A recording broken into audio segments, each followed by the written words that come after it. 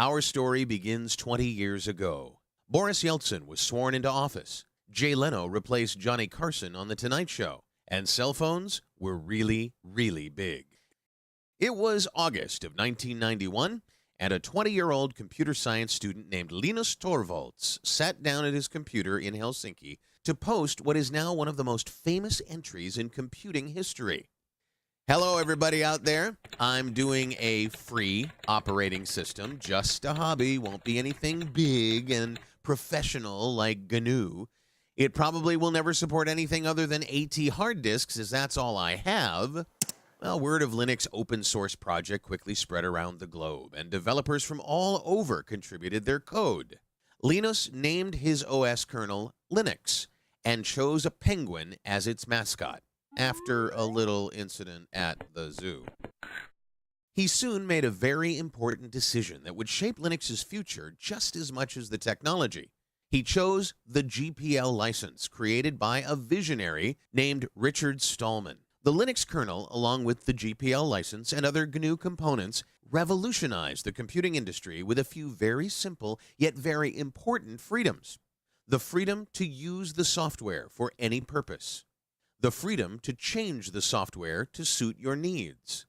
The freedom to share the software with your friends and neighbors. And the freedom to share the changes you make. These radical ideas fueled its spread around the world and, somewhat paradoxically, its rise from a hobbyist experiment to the foundation of a large and thriving commercial ecosystem. Companies built businesses around Linux. In 1999, Red Hat's stock tripled as it became the first Linux company to go public. That same year, IBM spent $1 billion to improve and advertise Linux. Does he have a name? His name is Linux. Soon, Linux was knocking out industry heavyweights and fueling the rise of the internet with its free software. In short, Linux revolutionized computing. But whenever something is this disruptive, there's bound to be competitive crossfire. But Linux not only survived, it thrived.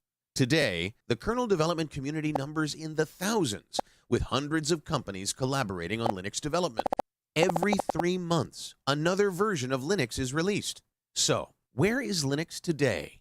Running in 75% of stock exchanges worldwide, and powering the servers that deliver Amazon, Facebook, Twitter, eBay, and Google. You use Linux literally every time you surf the internet.